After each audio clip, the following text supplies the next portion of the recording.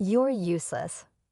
You can't even handle the chores or take care of the kids, let alone pay the alimony. Kyle had finally shown up at the hospital 3 weeks after my traffic accident, spouting these harsh words without showing any concern for me as I lay there in the hospital bed. At first, I had hoped Kyle came to visit me out of concern, but he proved to be a letdown. I sighed deeply.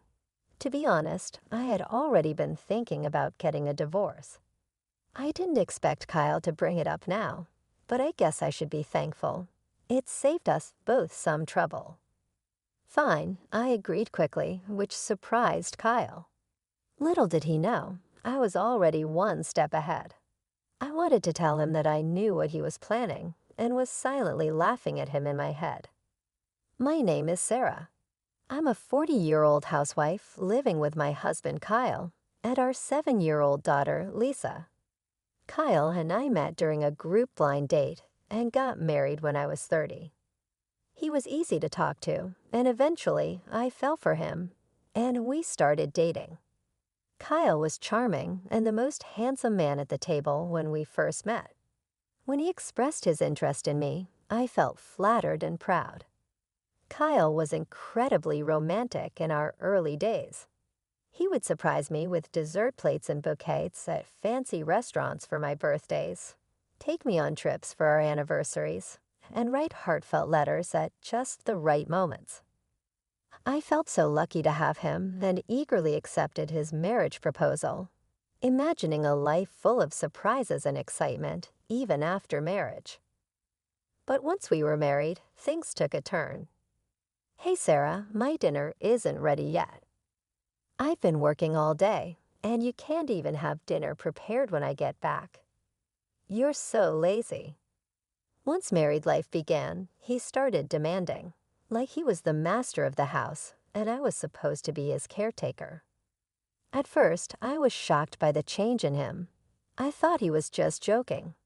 When we were dating, we used to laugh at each other's silly jokes. We imagined a sweet newlywed life where we called each other by cute nicknames and stayed lovey-dovey even after having kids. But it turned out he wasn't joking at all. He treated me like a servant or something even worse. At first, I would laugh it off, thinking he was joking, but gradually I realized he was serious. He really saw me as his caretaker, and that was frightening. After we got married, I had to quit my job, and we depended on the money Kyle earned. I was scared that if I didn't do as he said, he might cut me off financially, so I felt trapped. Honestly, Kyle's income wasn't great. I was making more when I was working. Kyle only finished high school and jumped from one job to another. His unstable work history continued, quitting jobs every year or two. It seemed Kyle felt insecure about his background and took out his frustrations on me. I'm sorry I got delayed with some errands, I told him once. Don't make excuses, just hurry up and make it, Kyle replied, sitting down with a cold beer. This had become a common scene, but each time I sighed and started cooking. My marriage made me miserable, but I managed to get by. The following year, our daughter Lisa was born, and my days became a series of struggles. As expected, Kyle didn't help much with Lisa. However, he would spoil her by buying her candy or toys she wanted. I tried to raise Lisa properly, so I scolded her when needed, which made her cling to Kyle even more. Lisa, you like Daddy, don't you? Kyle asked her once. Yeah, Daddy is cool. I love Daddy, Lisa replied. I knew it, I'm super dad, Kyle said, looking at me smugly. It was frustrating, but I couldn't help feeling glad that Lisa loved her father. I just sighed again. Despite his spoiling her, Kyle never attended any of Lisa's kindergarten events like sports festivals or recitals. You know, there's a parent-child race at Lisa's sports festival. Could you participate? I asked him. Huh, why me? You're free that day. You do it, he responded. I'm busy with work every day, but the sports festival could be a great time for us to bond as parents. It's on a holiday, so you won't have to work, I said to Kyle. Shut up. We're already close enough. Maybe you should work on your relationship with Lisa. She thinks you're mean, you know. You might want to fix that, Kyle said, laughing as he left for work. Calling himself a super dad, yet he never showed up to school events. I was worried that Kyle's habit of being easy on himself, but hard on others, might influence Lisa. He continued to leave all the housework and childcare to me and was lazy at home. Now Lisa is 5 years old and ready to start elementary school, but Kyle was still jumping from job to job. He had just quit his factory job last month and moved to a food and beverage company. I'll be working weekends at my new job since it's in the food industry, he said. Looks like we'll hardly see each other then, I replied. Can't be helped. It's work, Kyle said. Honestly, I was relieved because I was tired of Kyle ordering me around on weekends. Now I wouldn't have to be nagged by him to clean the floor or serve meals quickly. But if Kyle was out on weekends, Lisa would be sad. It's better for kids to spend holidays with a whole family, I said. I have work, so please let Lisa know, Kyle replied. I couldn't really argue with Kyle since he was the one bringing in the money. Reluctantly, I went to tell Lisa. I'm sorry, but Daddy won't be able to go out with you on his day off, I said. I thought Lisa would be upset, so I told her with a frown. However, contrary to my expectations, Lisa seemed unconcerned. It's okay. If you're okay with it, then it's fine. You know he's not going to be here on all weekends, right? Daddy has been smelling strange lately, she said. A strange smell? I asked, puzzled. Lisa nodded and went back to her room. What on earth was she talking about? I've been so busy with housework and taking care of our child that I hadn't noticed much about Kyle lately. Our marriage was not like it used to be, and I tried to avoid being around Kyle to keep things calm. The strange smell Lisa mentioned might be from the factory, I thought. Factories often use special solvents, so it made sense that Kyle could come home with a weird smell. If that was the case, the smell would probably go away soon. Kids are really honest, which is what makes them so endearing. Despite what he said, Kyle started leaving the house early in the morning, even on his days off, which was odd. He also left every weekday. If he was working weekends, he should have a day off during the week. He left without saying anything to me, so I couldn't tell if he was going to work or not. I became curious about what he was doing, leaving so early even on his days off. One day, I asked Kyle, "You seem to be going out every day off. What are you doing?" Kyle looked confused for a moment, then answered in an annoyed tone while scratching his head, "I'm working. I go to work voluntarily." "Really?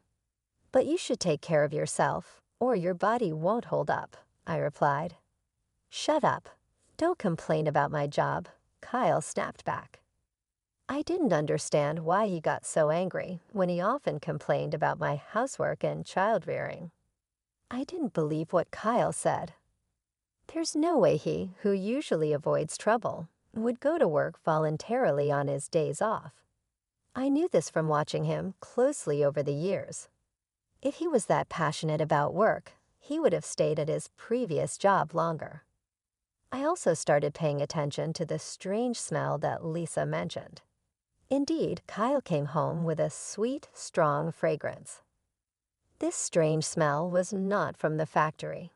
Why hadn't I noticed this before? I blamed myself for being so naive and vowed not to make the same mistake again. From then on, I decided to watch Kyle more carefully, especially on weekdays when he said he was going to work. He seemed to wake up an hour earlier than usual and took extra care grooming himself. He appeared to be in a good mood on those days, which varied from week to week, sometimes being on a Monday, sometimes on a Thursday. But it was clear that Kyle was happy on those days. When he left the house, I went into his room to look for any clues. I felt like a detective searching a house. Since I always cleaned Kyle's room, I knew it well and didn't feel bad about snooping around. If Kyle had hidden anything, it would be in a place not easily seen. I searched carefully under the desk and bed. Finally, hidden in a candy tin in the closet, I found a bunch of letters. What were these? All the letters were from the same person named Patricia. They had been sent through the mail. The oldest letter was from 4 months ago, and the newest was from yesterday.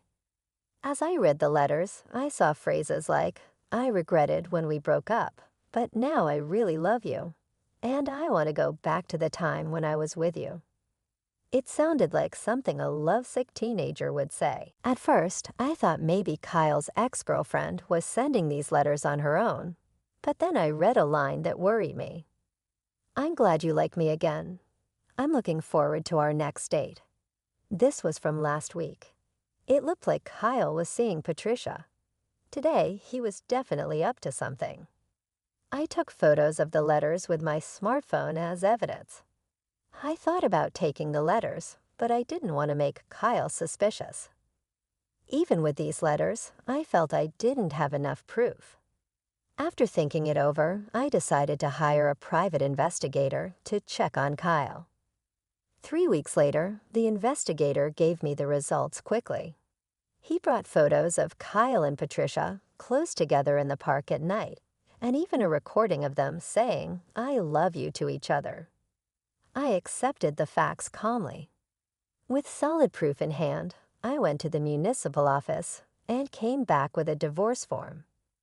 Now that I knew Kyle was cheating, I had no reason to stay with him. I planned to confront him with the divorce papers the next time something happened. I returned home and let out a deep sigh. I was acting resolved, but honestly, I was heartbroken. I was upset with myself for having married someone as careless as Kyle. I was thinking about resting a bit before making dinner when my phone rang. "Hello." "Yes, Sarah. Do you have time to talk?" "Yes, what's going on?" I was surprised to get a call from my father. He usually doesn't call me. "Actually, your mother and I were talking yesterday, and we're thinking about transferring our assets to you soon." "Huh? What happened?" "My father ran a company that sold imported goods to Japanese corporations. I was the daughter of a big company president, but I never told Kyle about this. I thought it would make me sound boastful, especially since Kyle jumped from one job to another. We're getting old and thinking about retiring. We thought about keeping the company going, but didn't want to push it onto you, our only daughter, so we've decided to step back." "I see." I felt guilty about not taking over the company, but my parents respected my decision and had planned for the future. I was touched by their thoughtfulness. "We're thinking of handing over our assets to you. Our total wealth is $17 million, but we're fine with just $3 million. We've decided to give you the remaining $15 million. "What? $15 million? I was shocked. That was more money than I could ever imagine earning in my lifetime. Yes, there will probably be inheritance tax, but you'll still have plenty left. You won't have to worry about living expenses for the rest of your life," Dad said. "Thank you." I expressed my deepest gratitude to my father and mother and hung up. Soon, $17 million would be coming my way. With that money, I wouldn't have any worries, even if I divorced Kyle. No offense to him, but he probably couldn't earn that much. I felt relieved and was in a daze for a while. I glanced at the clock. It was 6:00 p.m. I realized I needed to make dinner and checked the fridge, but there were no groceries left. I got ready to go shopping at the supermarket. My heart was light, but I also felt a sense of urgency that Kyle might come home soon. As I was hurrying across the last crosswalk to the supermarket, The light turned green. "Watch out," someone yelled, but it was too late. My body was already in the air, and then I hit the ground hard.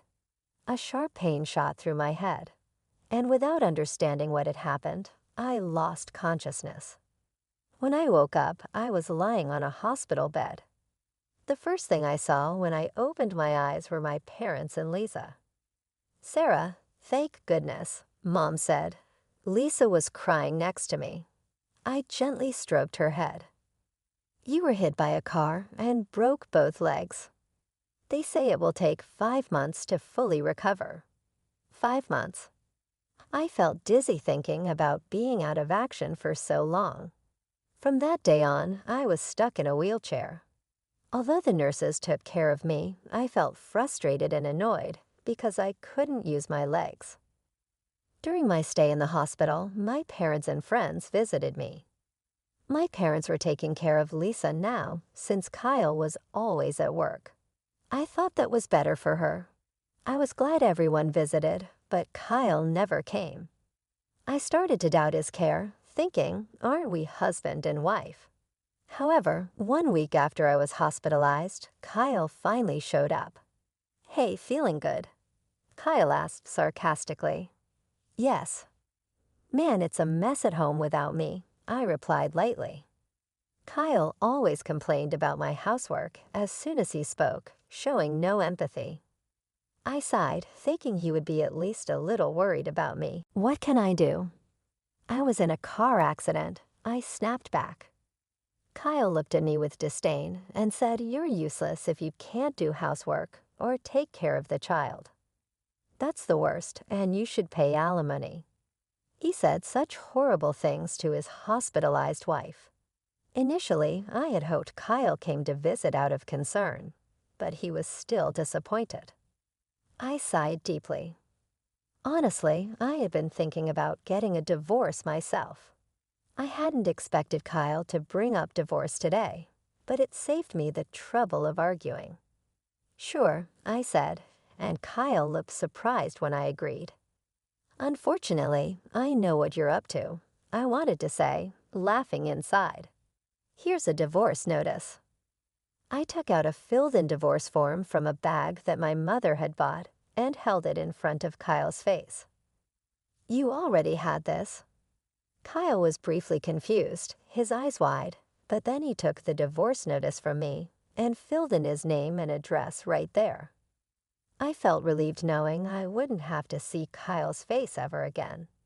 I wanted to tell him the feeling was mutual, but I just watched him leave silently. Probably Kyle will remarry Patricia after the divorce. I don't know what kind of woman Patricia is, but it's sad to think she's going to marry someone as controlling and unpleasant as Kyle. I feel a bit guilty about Lisa, but deciding to leave was something I had thought about a long time ago. I promised myself I would take good care of Lisa. A month after Kyle left, my life was peaceful. The time without my husband nagging me felt like heaven. I was released from the hospital and started physical therapy. I decided to stay at my parents' house until my leg healed. My parents were angry at Kyle when they learned about the divorce, but they stopped pressing the issue when I told them I wanted to forget about him. Lisa doesn't seem lonely even without her father around, and is going to elementary school happily. In the end, Lisa also noticed Kyle's domineering behavior and probably doesn't see him as a father anymore. I was convinced that divorcing Kyle was the right decision. But one afternoon, I got a call on my mobile phone. I ignored it when I saw Kyle's name, but the phone kept ringing nonstop. Eventually, I answered the call. "Hey Sarah, when are you coming back?" Kyle's words made no sense to me, and he sounded like he was about to start yelling. "What do you mean, coming back? You were married to Patricia, didn't you?" I replied. When I mentioned Patricia's name, Kyle sounded surprised and exclaimed, "How do you know that?" "Did you think I didn't know you cheated? That's why I asked for alimony and child support." "Yes, that's right, but alimony and child support. I can't pay that. Why do I have to pay alimony anyway? You never did the housework. You should be the one to pay, Kyle argued. I was shocked to hear Kyle's argument. I had asked for alimony and child support through a lawyer, but he hadn't paid yet. I knew Kyle didn't have a lot of money, but he should find a way to pay. Yet here he was, saying something ridiculous like, I should be the one to pay alimony.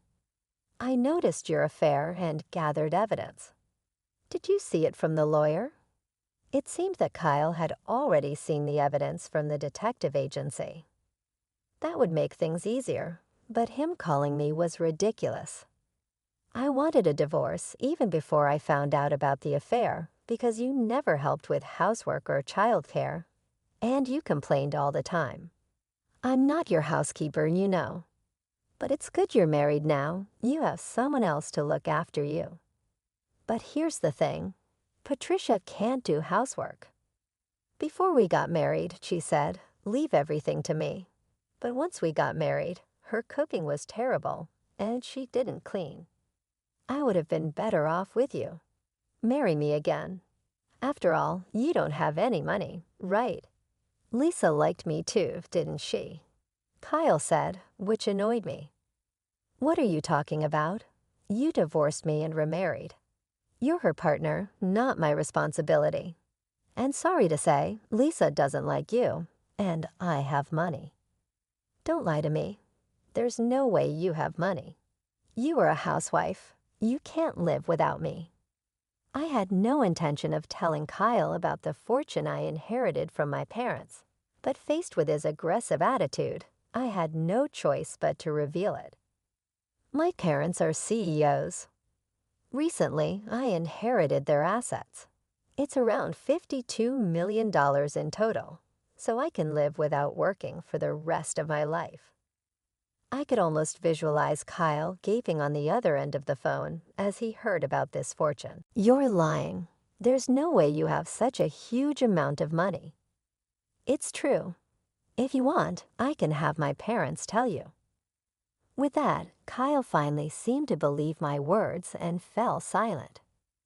Then he suddenly yelled, if it's true, why didn't you tell me? Well, I wanted to tell you, but I knew about your affair, and I thought the worst of you, so I thought it didn't matter. At that point, I hadn't yet inherited the assets, and there was no issue of property distribution. Kyle bit his lip in frustration.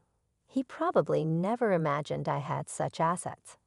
He must be regretting that he ever divorced me, but I didn't want to suffer his terrible behavior anymore. Can I hang up now? Please pay the alimony properly, reflect on your actions, and never call me again. Goodbye. With that, I hung up the phone. I immediately blocked Kyle's number so he couldn't call anymore. Mom, who are you talking to? Lisa walked into the room and asked curiously. Just a friend, I replied. But Lisa, do you want to go to the amusement park this weekend? Yes, Lisa smiled happily. Seeing her smile reminded me that her happiness was all that mattered to me. A few days later, I heard that Kyle had broken up with his new wife, Patricia. They argued because she wouldn't do housework, and Patricia ended up leaving him. Kyle, having been divorced twice in a short time, would probably find it hard to get married again. I hoped he would stay single for a while to prevent more people from getting hurt. After the divorce, Kyle lost his motivation and quit his job at the restaurant. He would probably find another job, but it might take him some time to get his life back on track. I felt a bit sorry for him, but his problems were his own doing. I blocked his calls so he couldn't ask me for money, and I avoided places where we used to go together. In my life, Kyle had virtually disappeared. Eventually, Kyle paid the alimony but ended up in debt. I don't know how he'll manage, but I hope he learns from his mistakes. I'm still living comfortably at my parents' house. They told us we could stay as long as we like. After my legs fully healed, I started part-time work at a local flower shop. Even though I don't need to work, I find it better to be active and leave the house. I work hard on weekdays and spend weekends having fun with Lisa and my parents. I feel more joy in life than before and want to keep living happily with the people I love. I cherish these happy moments, especially when I see Lisa's smile.